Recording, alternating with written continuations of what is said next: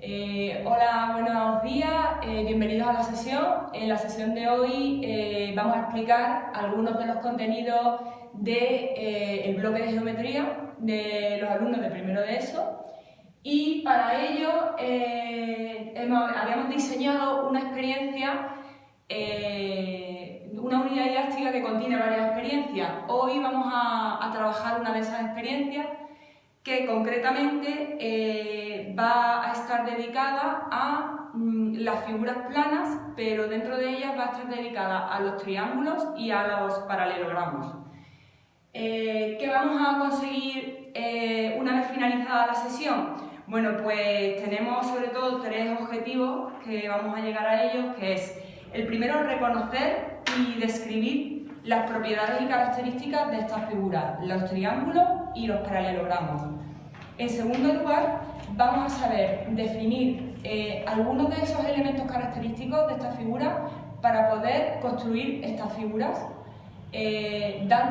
siendo dados algunos de ellos, es decir, dándonos un lado y dos ángulos, podremos construir un triángulo. El último objetivo concreto que perseguimos es que vosotros podáis establecer relaciones entre distintas figuras geométricas. En este caso, los triángulos cuadrados y rectángulos y romboides. En el caso de hoy es una experiencia en la que vamos a trabajar con el tangram. No sé si lo conocéis. Bueno, es un elemento muy útil para el desarrollo de estas actitudes y el conocimiento y el manejo de estos contenidos que vamos a dar hoy. Además, con el ejercicio de hoy lo que pretendemos es que lleguéis a una aproximación de lo que es el concepto de superficie.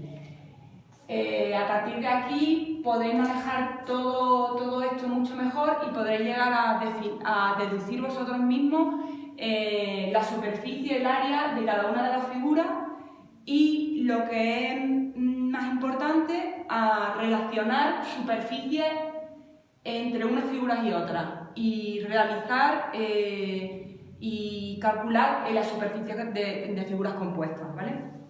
Entonces, os voy a contar en qué consiste las primeras actividades. Cada uno de vosotros tenéis un tangram como este y a cada uno de vosotros se os ha entregado una ficha como esto que veis. Lo primero que debéis hacer es rellenar la ficha poniendo en cada una de las figuras, esta es la figura 1, esta es la figura 2, esta es la figura 3, las subcaracterísticas. ¿A qué nos referimos con características? Bueno, pues lo que tenéis que tener claro son sobre todo dos cosas. Una, los ángulos de las figuras, cómo es la relación entre los ángulos de cada una de las figuras, y los lados. Así que tendremos que clasificar cada una de las figuras y definirlas en función de sus ángulos y lados. Para esto ya tenéis la sesión anterior en la que se explicó sobre todo los tipos de triángulos que había,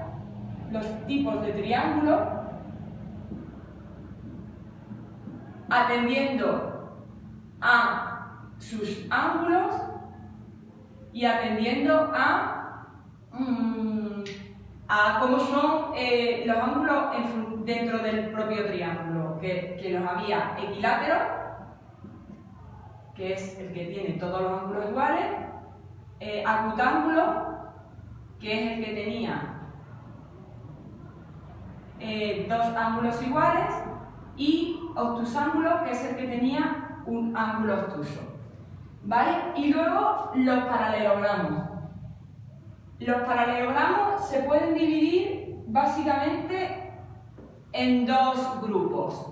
Los que tienen dos pares de lados paralelos, 2 a 2, y los que tienen un par de lados paralelos 2 a 2. Dentro de estos de aquí arriba, estos son los que vamos a dar hoy, y está el cuadrado, tiene todos sus lados paralelos, el rectángulo igual, el rombo, que tiene sus lados iguales pero los ángulos son 2 a 2 iguales, y el romboide. ¿Vale? El romboide es diferente al rombo. Y un par de lados son los trapecios, que los vamos a dar en otra clase, en otra sesión. Bien, con esta información y conociendo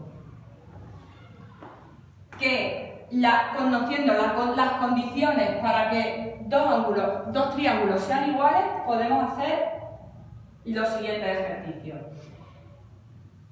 Este, que lo acabamos de explicar, y el segundo es, sabiendo que el cuadrado donde se inscriben las figuras tiene 20 centímetros de lado, tenemos que definir la longitud de cada uno de sus lados